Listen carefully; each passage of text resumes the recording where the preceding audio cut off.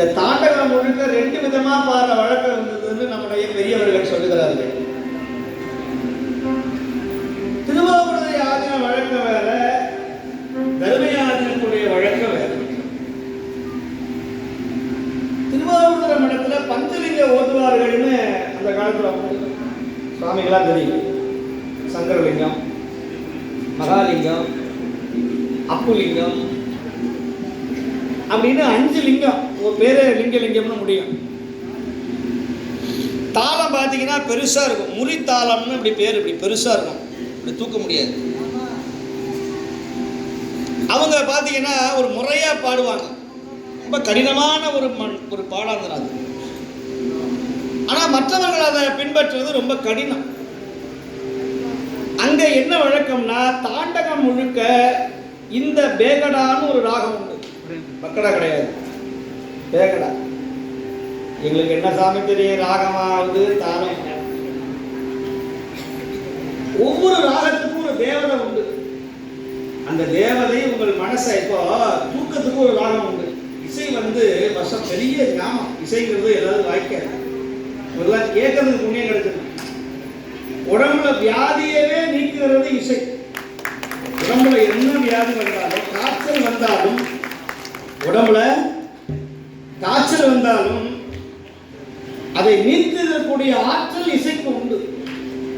அதனால்தான் தமிழை இசையோடு சேர்ந்து பாடினார்கள். அப்போ திருவாவூர் மடத்துல என்ன பண்ணுவாங்கன்னா, இந்த ராகத்துல தான் தாண்டகம் பாடுற வழக்கம். வாயாரி மனத்தாரி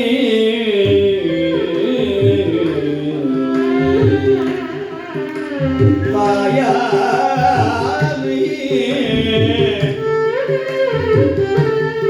மனத்தாரி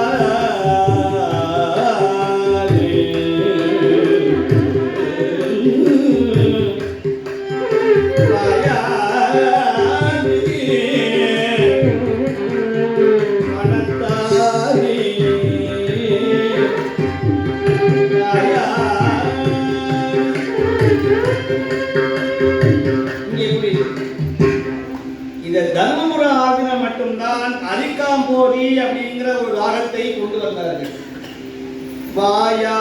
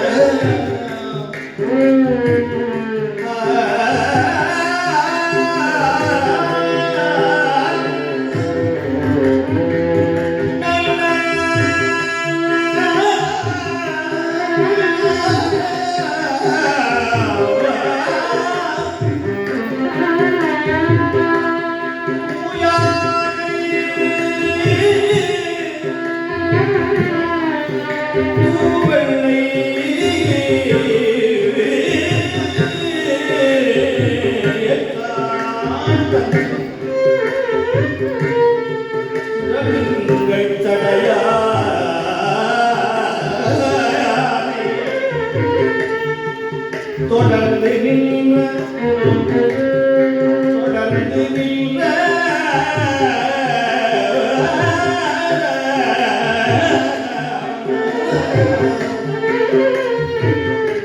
என் தாயா